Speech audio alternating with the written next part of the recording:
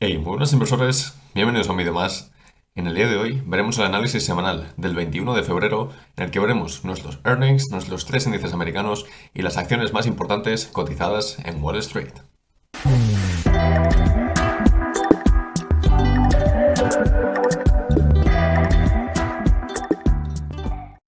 De acuerdo, pues como siempre vamos a empezar con nuestros earnings que siempre publico durante el fin de semana y que como estáis viendo pues en la sesión del lunes tendremos poca cantidad ya que tendremos festivo por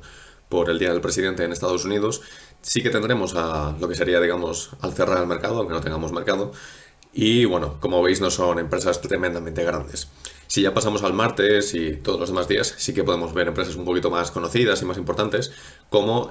Home Depot, Macy's, Medtronic, que es de healthcare, bastante interesante. Tenemos a Teladoc al cerrar el mercado, a Virgin Galactic, Mercado Libre, que vosotros os interesa mucho, a la gente de Latinoamérica. Tenemos a Palo Alto, también bastante interesante en el tema de la Dev Technology. Y luego ya pasaríamos al miércoles con Lois, tenemos a FuboTV, Skills, Hertz, tenemos a TJX, a BioChrist, Clover, eBay, Petrobras, Lemonade, por ejemplo,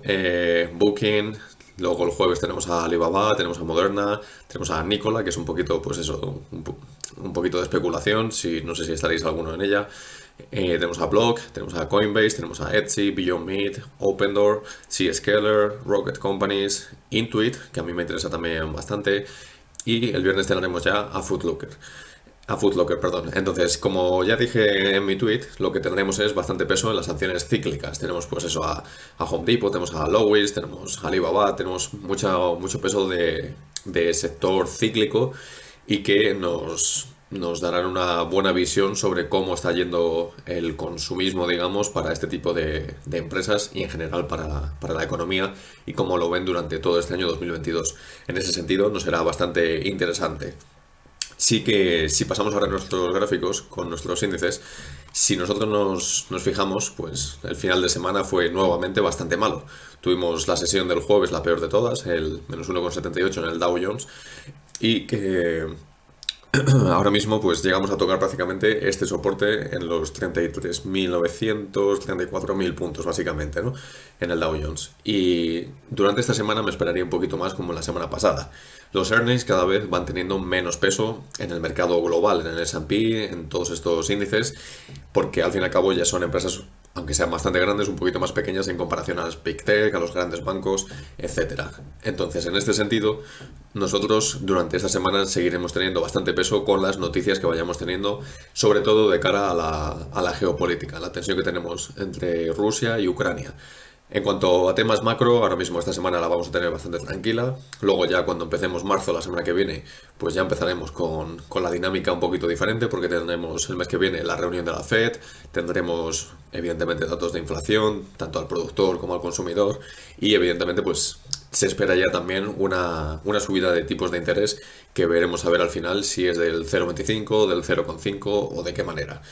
Entonces, en ese sentido, para esta semana en concreto, veremos que lo que más va a mover al mercado, bajo mi punto de vista, es cómo se desarrollan estas tensiones geopolíticas. Si por un lado vemos que empiezan a haber acuerdos, que hoy, por ejemplo, hemos despertado que parece que Biden y Putin pues van a hacer una cumbre, se van a reunir para tratar el tema. Si empezamos a tener este tipo de noticias de que empieza a haber diplomacia, diálogo y que se empieza a resolver un poco la situación, pues veremos entonces cómo los mercados empiezan a reaccionar de manera positiva y veremos una semana bastante verde en ese sentido. Cuando rebotemos, rebotaremos bastante fuerte. Si en cambio, por ejemplo, vemos que todo esto no va a ninguna parte, que al final no hay reunión o que incluso Rusia llega a dar el paso, veremos entonces todavía caer más a los mercados y seguramente en el caso del Dow Jones, que es el que tenemos aquí delante, pues veremos cómo pierde este soporte que estábamos diciendo anteriormente y le volveríamos a ver muy probablemente pues por esta zona de los 33.000 y pico, a lo mejor incluso llegar al soporte de los 33.000 puntos básicos. Es decir, que todavía nos quedaría una cierta caída en caso de que tuviésemos más noticias negativas. En el caso del S&P, pues podemos ver un poquito más de lo mismo, pero con peor comportamiento. En la sesión del jueves, al fin y al cabo, tuvimos un menos 2%. Entonces, ahora mismo estamos también bastante cerca de un soporte que es de gran importancia, que es esta zona de los 4.315 puntos básicos que os tengo señalada ahora mismo, y que si rompiésemos, porque este soporte es muy importante, si llegamos a romper esta zona por lo que ya hemos dicho de las noticias,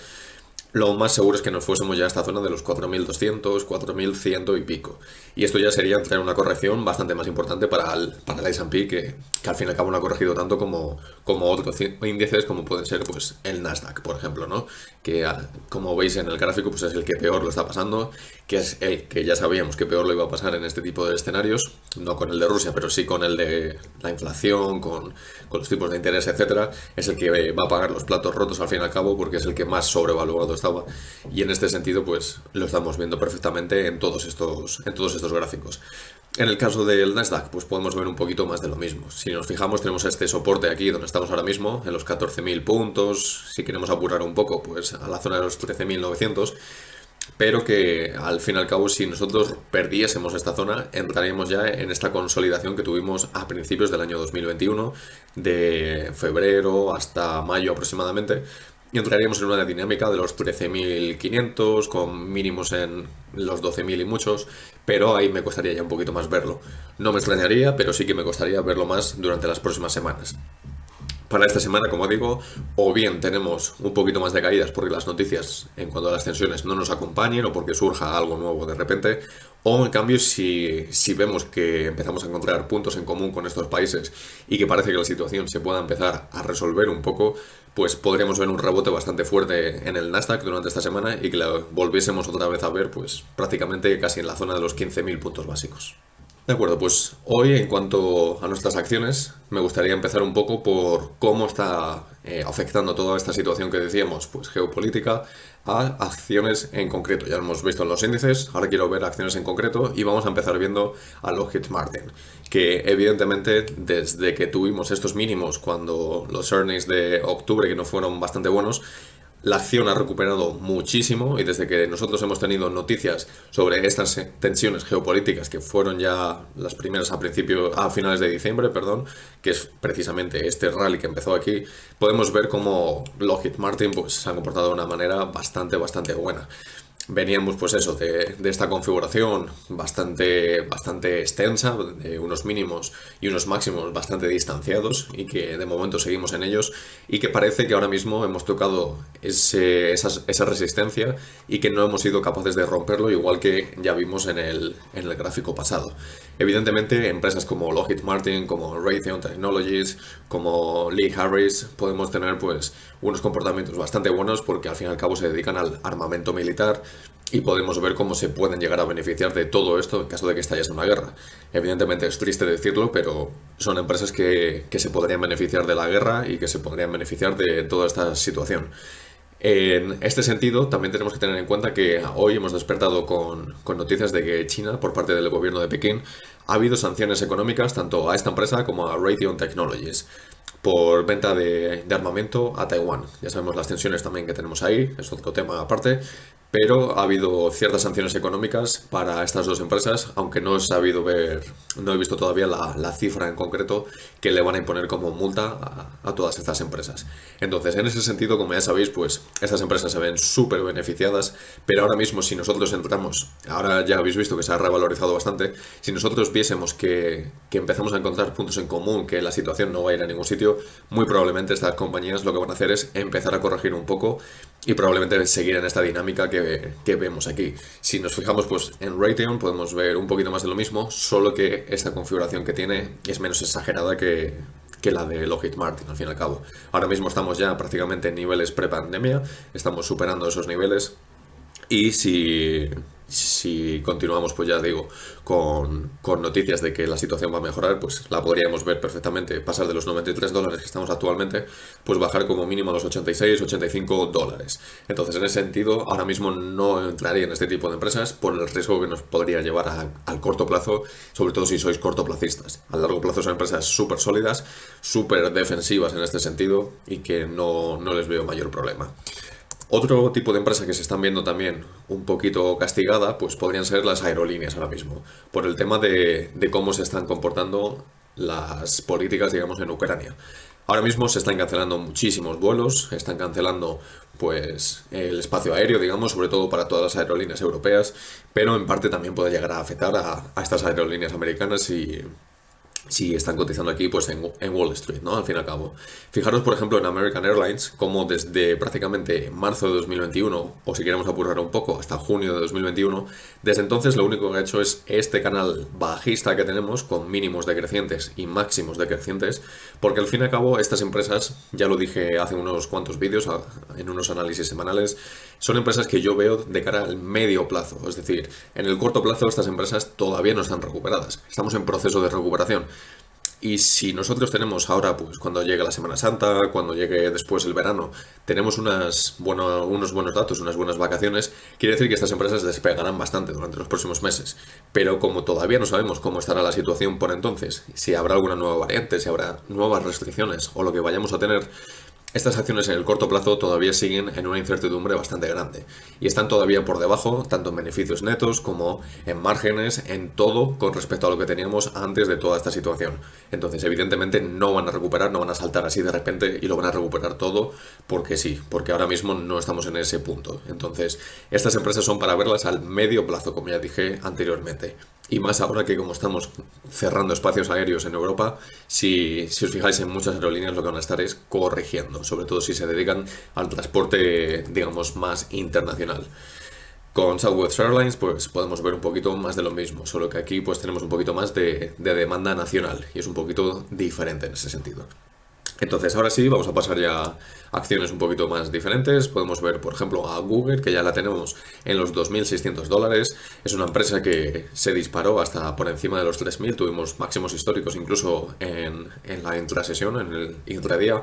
después de esos earnings tan buenos que tuvimos, del stock split, etcétera, etcétera. Y que ahora mismo prácticamente pues se ha dejado absolutamente todo y va camino de volver a este soporte que generó como mínimo en la zona de los 2.575, $2.580 aproximadamente. Entonces, en este sentido, Google es, como ya hemos dicho muchas veces, es una empresa a tanque, es una empresa muy segura de cara al largo plazo y que si nosotros la empezamos a ver después de unos earnings tan buenos y de que va a haber un anuncio de stock split, la empezamos a ver de que va a caer por esta zona, pues podría ser una muy buena oportunidad siempre y cuando no tengamos en cuenta pues esas tensiones y otro tipo de noticias que podamos tener en el corto plazo. Entonces, si miramos largo plazista, es una empresa bastante segura y que probablemente durante esta semana, como ya hemos dicho en el Nasdaq, podríamos verla rebotar bastante fuerte, al igual que a su compañera Facebook, a compañera Meta.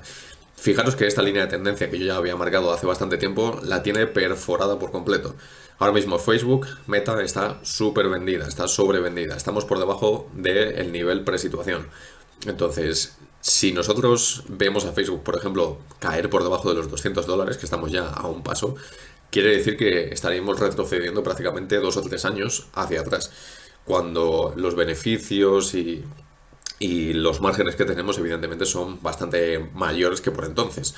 Sí que hay que tener en cuenta que ahora mismo el crecimiento estimado de esta acción se está reduciendo, estamos viendo pues los problemas que ya hemos hablado durante otros vídeos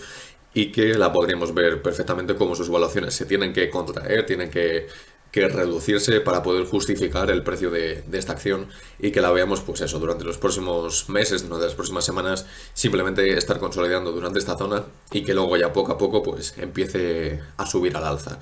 Yo hace unas semanas cuando la volví a analizar a Facebook, le di un precio objetivo de aquí a un año vista, es decir, a principios de 2023, de los $270. Es decir, que estaremos por esta zona de aquí dentro de un año. Entonces, si cambiamos después a otro tipo de acciones, podemos ver pues Amazon un poquito más de lo mismo, solo que esta semana ha aguantado bastante mejor que otro tipo de las FANG, de otro tipo de empresas. Una que fue bastante castigada, pese a que sus earnings no fueron del todo malos, fue Nvidia, pero aquí en este sentido, ya lo dije también en un tweet sobre sus valuaciones, tenemos que tener en cuenta que probablemente se vaya a ralentizar este año y durante el 2023 más de lo mismo y que no podemos estar justificando unas valuaciones tan altas que tenemos por el caso de Nvidia cuando cuando todas las demás semiconductoras no están así, porque AMD, Qualcomm, Micron no tienen este tipo de evaluaciones, Taiwan Semiconductors, etcétera, no tienen este tipo de evaluaciones. Entonces Nvidia sí, porque tenía ese crecimiento tan alto, pero si ya la empezamos a ver ralentizarse, pues tiene que, evidentemente, al igual que le ocurre a Facebook, tiene que contraer un poquito esas evaluaciones para poder justificar el precio en el que estemos actualmente. Si nos fijamos en Tesla, pues un poquito más de lo mismo. No se comportó mal del todo, lleva bastante tiempo sin ir a ninguna parte. Sí que hemos perforado este soporte que yo tenía aquí marcado en la zona de los $880 aproximadamente, y probablemente en alguna de las sesiones de esta semana la veamos como mínimo, ver cómo se apoya aquí en esta zona de la media de 200. Estamos viendo un cruce ahora mismo técnico entre la zona de la media de 50 sesiones y la de las 100 sesiones, que en el detalle técnico nunca suele ser bueno. Y si ya la volviésemos a ver a perforar hasta la media de 200 sesiones, ahí es cuando es el game over, es cuando ya sabemos que tiene una tendencia bajista y no le vendría evidentemente nada bien en el corto plazo. Simplemente son datos técnicos, pero en el largo plazo nos basamos evidentemente en muchas otras cosas diferentes a estas.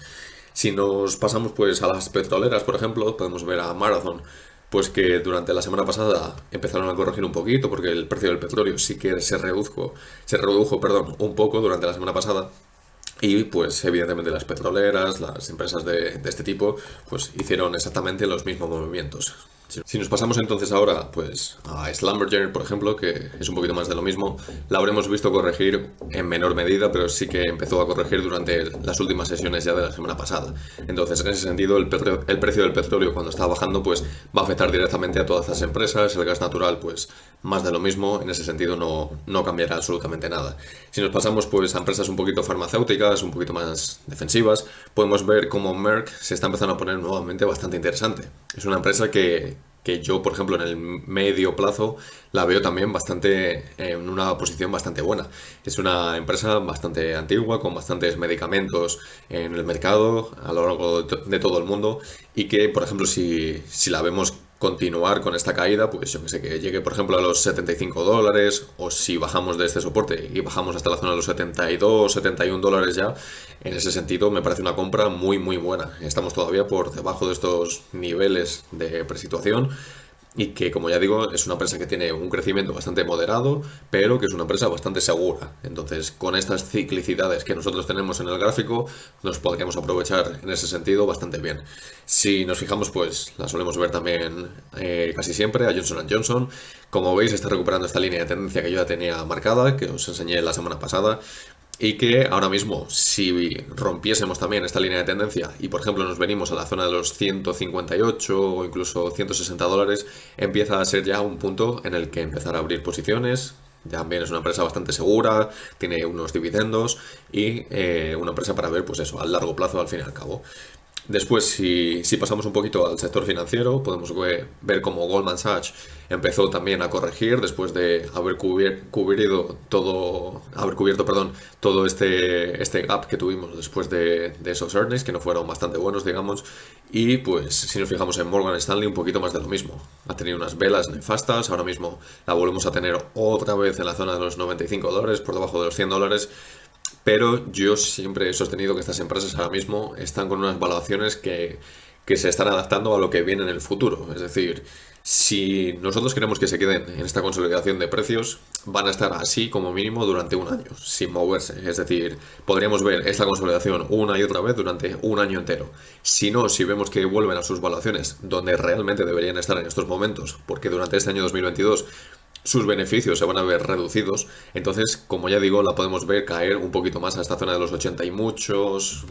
diría seguramente por ahí, igual que en Goldman Sachs, en la zona de los 330, $340 durante los próximos meses, durante las próximas semanas. Si queremos verlas, volver ahí. En JP Morgan, pues podemos ver un poquito más de lo mismo, solo que aguantó bastante mejor el tirón,